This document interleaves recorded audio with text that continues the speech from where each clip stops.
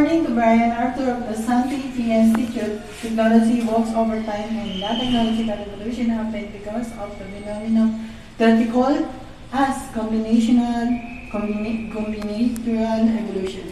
So, ang teknolohiya ay nagbabago sa paglipas ng panahon at ang teknolohiya ay nag-evolve ay nangyari dahil sa tinatawag ng combinatorial evolution. So, factor affecting the evolution of technology. Number 1, system theory. Richard Dawkins has expressed that advancement is the only unique instance of the more broad law of survival of the stable.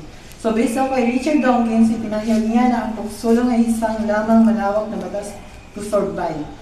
Feedback between technology and society innovation. By and large and particular information, technology has influenced individual and society in various ways.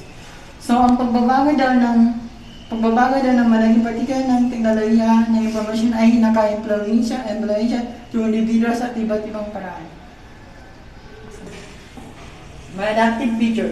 In stable frameworks where versatile change comes gradually, some of the time highlights can win out maladaptive. So, patagal lang, unti-unti marami na babago katulad na lang ng mga kagamitan. So, nag-upgrade yung mga technology. Differentiation. Product differentiation, or is the key to able to coexist with other technologies competing in the same market. A very good example, morphological differentiation to be competitive is the dual-use ultrabook with detachable tablet screen. So, ito ay nagpapaliwanag kung paano maaaring magkasabay ang magkakaibang produkto o serbisyo sa isang merkado kahit na magkakatulad ang kanilang pangunahing layunin. Niche.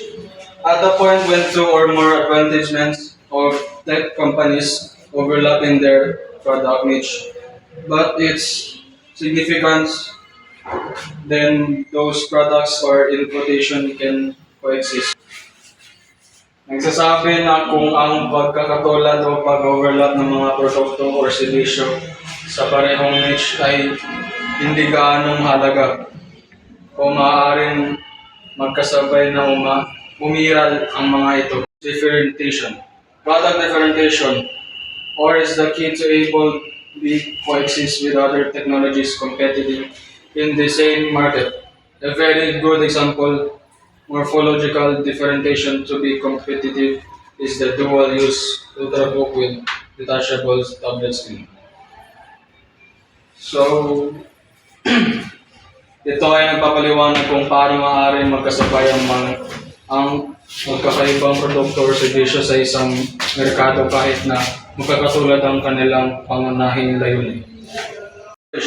Basically, points of the differences in culture, beliefs, attitude, skills, custom, and even financial capabilities also affect how technology advances and evolves in a particular geographical area of culture.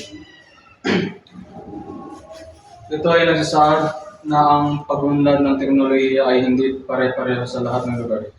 May mga salib na pangkultura na nakaka-influensya nito. Pressure the evolution or development of the smartphone is a country extent of selection pressure, also known as environmental or market pressure.